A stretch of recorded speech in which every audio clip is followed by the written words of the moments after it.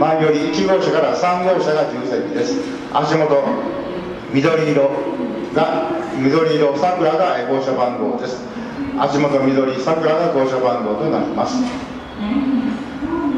到着の電車14時12分桜559号鹿児島中央行きです。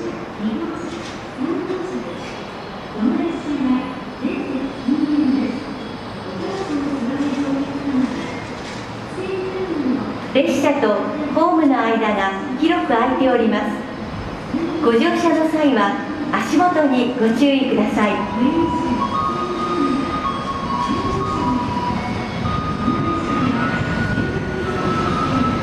到着の電車14時12分桜559号鹿児島中央行きです。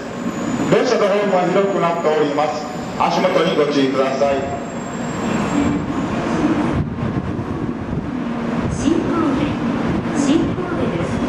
ご乗車ありがとうございました。この列車は14時12分発桜559号鹿児島中央行きです。次の停車駅は岡山です。